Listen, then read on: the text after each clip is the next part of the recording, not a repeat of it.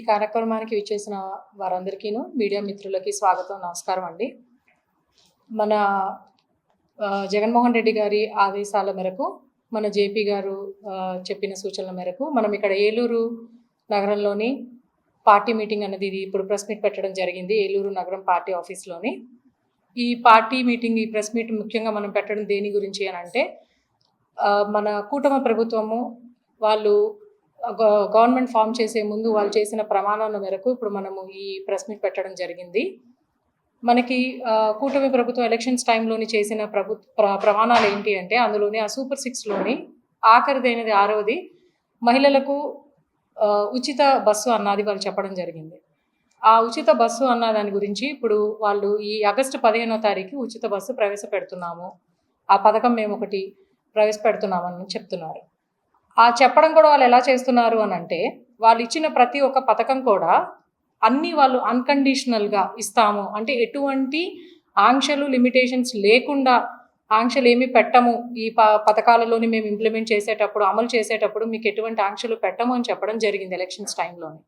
కానీ ఇప్పుడు ఉచిత బస్సు తీసుకుంటే వాళ్ళు ఎలా చెప్తున్నారు అంటే, పల్లె వెలుగు, డీలక్స్ పల్లె వెలుగు కానీ లేదా మెట్రో బస్సులకి మాత్రం కేవలం ఒక 5 రకాల బస్సులకి మాత్రమే లిమిటేషన్స్ కింద పెట్టి, ఈ 5 రకాల బస్సులకి మాత్రమే అని ఆంక్ష పెట్టి ప్రవేశపెట్టడం అన్నది జరుగుతుంది. ఇది పెట్టడం వల్ల దీనికి ప్రజలందరూ కూడా చాలా ఆశ్చర్యపోతున్నారు. అంటే మనం ఇంతకు ముందు ప్రభుత్వం ఇచ్చిన ప్రమాణాలు చేసిన దాని ప్రకారము మనము ఏమనుకున్నారంటే, ఇప్పుడు స్త్రీలందరూ కూడా తిరుపతిలో ఉండేవాళ్ళు, చిత్తూరులో ఉండేవాళ్ళు, వీళ్ళందరూ కూడా సింహాద్రి అప్పన్న గుడికో అన్నవరం గుడికో ఫ్రీగా వెళ్ళొచ్చు అన్న ఆలోచనలో ఉన్నారు. అలాగే ఇప్పుడు మన విజయనగరంలోనో లేదంటే ఈస్ట్ సైడ్ ఇక్కడ ఉన్న వాళ్ళందరూ కూడా మనము తిరుపతి వెంకటేశ్వర స్వామి గుడిని దర్శించుకోవచ్చు, ఫ్రీగా వెళ్ళి రావచ్చు, ఎవరి మీద ఆధారపడక్కర్లేదు మనం ఖర్చులకి. మధ్యలో ఉన్న ఏ పుణ్యక్షేత్రాలన్నా కూడా మేము వెళ్ళి దర్శనం చేసుకోవచ్చు అన్నట్టుగా వాళ్ళు ఆలోచించుకొని వాళ్ళ కూటమి ప్రభుత్వం చేసిన ప్రమాణాలను నమ్మి వాళ్ళందరినీ కూడా ఓటేసి గెలిపించడం జరిగింది. కానీ ఇప్పుడు చూస్తే ఏంటి అంటే, వీళ్ళు చేసిన ప్రమాణాలు ఒకటి అయితే వీళ్ళు ఇచ్చే పథకాలు మరొకలా కనపడుతున్నాయి. వీళ్ళు కేవలం 50-60 కిలోమీటర్లు దూరం వరకు ప్రయాణం చేసే ఈ పల్లె వెలుగు బస్సులకి మాత్రమే ఫ్రీ అని చెప్తున్నారు. ఇప్పుడు 50-60 కిలోమీటర్లు ప్రయాణం చేయడానికి ఒకటైతే 12,000 బస్సులు సుమారుగా ఆర్టీసీలోని రన్ అవుతుంటే ఇవి కేవలం 6,000 బస్సులకి మాత్రమే పరిమితం అవుతున్నాయి. సో ఇంత తక్కువ పరిమితిలోని ఉన్న ఈ ఆర్టీసీ బస్సుల్ని ఇంప్లిమెంట్ చేసి మేము ఒక పథకాన్ని, మేము సంక్షేమ పథకాన్ని అమలు పరిచాము అని చెప్పుకోవడానికి కాకపోతే అసలు వీళ్ళు ఇది ఎందుకు అమలు పరిచారు అన్నది ఎవరికి కూడా అర్థం కావట్లేదు. ఇంకొకటి, ఇప్పుడు మనం ముఖ్యంగా ఆలోచిస్తే మనకి ఇప్పుడు బెల్ట్ షాప్స్ ఏవైతే ఉన్నాయో అది కూడా ఒక పెద్ద చర్చాంశనీయంగా మారబోతాం. ఏంటి అంటే, ప్రతి ఒక్క బెల్ట్ షాప్ వాళ్ళు ఒక 5 లక్షలు కడితే వాళ్ళకి ఒక పర్మిట్ రూమ్ అన్నది అరేంజ్ చేస్తాము అని ప్రతి ఒక్కరు కూడా చెప్తా ఉన్నారు. ఇంతకు ముందు ఉన్న గత ప్రభుత్వంలోని జగన్మోహన్ రెడ్డి గారు చెప్పిన దాని ప్రకారం కొన్ని ఆంక్షలను బట్టి, కొన్ని లిమిటేషన్స్ని బట్టి ఆ షాప్స్ కొంత టైంని బట్టి ఉండేవి. ఏ టైం నుంచి ఏ టైం వరకు ఈ షాప్స్ రన్ చేయాలి అన్నది కొంత నిర్ణయం అన్నది ఉండేది. కానీ ఇప్పుడు అలాంటి ఎటువంటి ఆంక్షలు లేకుండా 24 గంటలు ఆ మందు అందుబాటులో ఉండడం అన్నది, ఇప్పుడు ఈ పర్మిట్ షాప్స్ పెట్టడం వల్ల మీరందరూ కూడా ఒకసారి ఆలోచన చేయాలని నేను కోరుకుంటున్నాను. ఏంటి అంటే, ఇప్పుడు పర్మిట్ షాప్స్ ఇంతకుముందు లేనప్పుడు ఈ పర్మిట్ రూమ్స్ ఇవ్వడం వల్ల ఏం జరుగుతుందంటే, షాప్స్ పక్కనే ఇంతకుముందు ఇది లేనప్పుడు ఎవరికి వాళ్ళు కొనుక్కొని ఇళ్ళకి వెళ్ళిపోయి మందు తాగేవాళ్ళు. ఇప్పుడు ఏం జరుగుతుంది, ఆ షాప్స్ పక్కనే వీళ్ళు ఈ అవకాశం ఇస్తున్నారు కాబట్టి టైం అయిపోయిన తర్వాత కూడా ఇంకా షాప్స్ ఓపెన్లోనే ఉంటాయి, వీళ్ళు అందుబాటులోనే ఉంటాయి కాబట్టి కొనుక్కోవడం, ఇలా తాగడం ఇంక ఇక్కడే ఉంటారు ఆ షాప్స్లోనే. ఆ షాప్స్ పక్కనే ఉన్న ఈ పర్మిట్ రూమ్స్లోనే వాళ్ళు ఉండడం జరుగుతుంది. దానివల్ల ఒకటేసారి వీళ్ళందరూ తాగిన తర్వాత బయటకు వచ్చాక ఆడవారికి ఏ మాత్రం అన్నా రక్షణ కలిగిస్తున్నారా? ఎలా ఉంటుంది? ఇప్పుడు వాళ్ళందరూ తాగి బయటకు వస్తారు, ఆడవాళ్ళకి ఏం రక్షణ ఉంటుంది? ఇప్పటికే మనం బయట చూస్తున్నాము ఎలా ఉన్నది ఏంటి అన్నది. ఆడవారికి అసలు రక్షణ లేకుండా తయారైంది. ఈ రక్షణ లేని సమయంలోని మరి ఇలాగా పర్మిట్ రూమ్స్ అన్నది ఇవ్వడం అన్నది ఏమన్నా న్యాయంగా ఉందా? ఆ పర్మిట్ రూమ్స్లో వీళ్ళందరూ తాగుతూ ఉంటారు, విచ్చలవిడిగా బయటకు వస్తూ ఉంటారు. దీనివల్ల ఆడవారికి రక్షణ కరువు అయిపోతుంది. బడికి గుడికి అన్న ఇది లేకుండా జనాలందరూ నివసించే దగ్గరే ఈ పర్మిట్ రూమ్స్ అన్నది కూడా ఇవ్వడం అన్నది కూడా మేమందరం కూడా హర్షిస్తూ ఉన్నాం. దీన్ని అసలు ఖండిస్తూ ఉన్నాం మేము. ఇది కరెక్ట్ అయిన పద్ధతి కూడా కాదు కూటమి ప్రభుత్వాన్ని. మీరందరూ కూడా ఒక్కసారి ఆలోచన చేయండి. మేమందరం కూడా మహిళలుగా ఈ ఫ్రీ బస్సును కానీ ఈ పర్మిట్ రూమ్స్ని కూడా మేమందరం కూడా దీన్ని విపరీతంగా వ్యతిరేకిస్తూ ఉన్నాము. మీరందరూ కూడా ఒక్కసారి ఇప్పుడు మా అందరూ మేము ఎంతమంది మాట్లాడినా కూడా ఈ మీడియా మిత్రులు అందరూ కూడా ఒక గొంతు అయ్యి మా తరపున మీ అందరూ మాట్లాడతారు. ఒక మహిళలకు ఉన్న ఆవేదనని మీ అందరూ కూడా అర్థం చేసుకుంటారు. ఏదున్నా కూడా బయటకి మాకంటే కూడా మాకున్న ఈ బాధని మీడియా మిత్రులే బయటకి ఎక్కువగా తీసుకెళ్ళగలుగుతారు అని మేము ఇది ప్రెస్ మీట్ కింద పెట్టి ఇది మీ అందరినీ కూడా కూటమి ప్రభుత్వం వారిని మీడియా మిత్రులని కూడా ఇదందరూ కూడా ఎస్కలేట్ చేసి ఒకసారి ఆలోచన చేయాలి అన్నది మేము అందరం కూడా డిమాండ్ చేస్తూ ఉన్నాము. ఈ అవకాశాన్ని నాకు ఇచ్చినందుకు చాలా కృతజ్ఞతలు. నేను మళ్ళీ కూడా ఇట్లనే రిక్వెస్ట్ చేస్తూ ఉన్నాను మీ అందరినీ, దయచేసి ఒక్కసారి ఆలోచన చేయండి. మీ అందరికీ కూడా చాలా కృతజ్ఞతలు తెలియజేస్తూ ఉన్నాను. Thank you. అందరికీ నమస్కారం అండి. నా పేరు విజయ నిర్మల జుజ్జు వరకు, ఏలూరు నగర మహిళా అధ్యక్షురాలు, 16వ డివిజన్ కార్పొరేటర్ అండి. మరి వైఎస్ఆర్ కాంగ్రెస్ పార్టీ అధిష్టానం ఆదేశాల మేరకు మా ఏలూరు ఇన్ఛార్జ్ వర్యులు మామిళ్ళపల్లి జయప్రకాష్ గారి సూచనల మేరకు ఈరోజు ప్రెస్ మీట్ పెట్టడం జరిగిందండి. ఈ ప్రెస్ మీట్ యొక్క ముఖ్య ఉద్దేశం ఏంటంటే, చంద్రబాబు నాయుడు గారు కూటమి ప్రభుత్వం మేము మహిళలకు ఏదో ఉద్ధరిస్తున్నాం అన్నట్లుగా ఫ్రీ బస్ ఇస్తాము మేము ఆగస్టు 15 నుంచి అని చెప్పడం జరిగింది. దాంట్లో కూడా మళ్ళీ కండిషన్స్ అప్లై చేశారండి. పలానా బస్సు ఎక్కాలి, పలానా బస్సు పలానా చోట నుంచి పలానా చోట దిగాలని చెప్పేసి వాళ్ళే చెప్తున్నారు.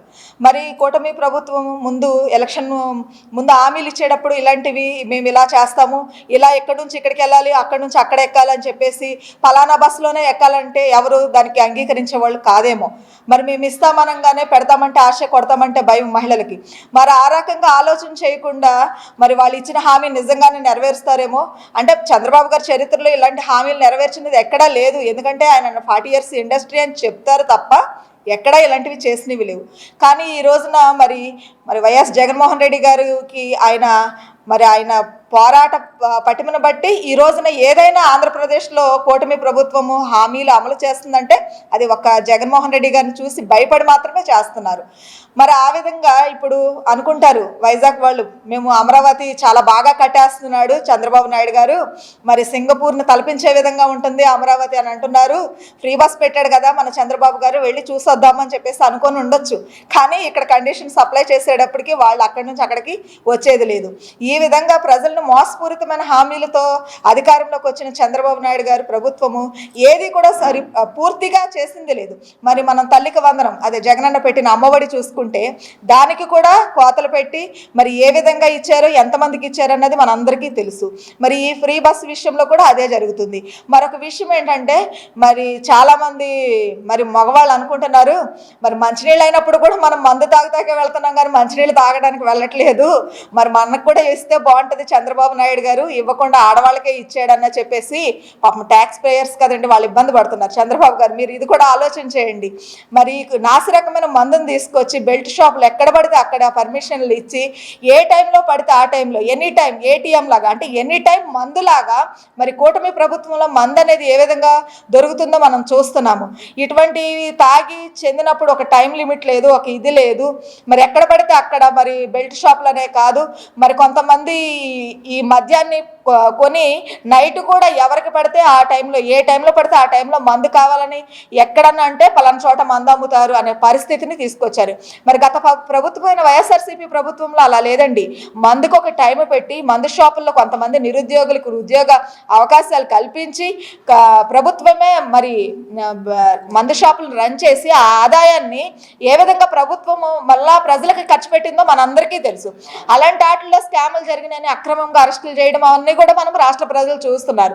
అంత నిబద్ధంగా మరి నిబద్ధతతో చేసిన వాటిలోనే స్కాములు జరిగినాయంటే ఇష్టారాజ్యంగా టెండర్లు పిలిచి మీకు కావాల్సిన వాళ్ళకి ఇచ్చుకొని మీ తెలుగుదేశం పార్టీ మీ కూటమి నాయకుల జోబులోకి వెళ్లే విధంగా మరి ఈ విధంగా చేస్తున్న వ్యాపారాన్ని దీన్ని మనము స్కామ్ అని చెప్పేసి అనాలి.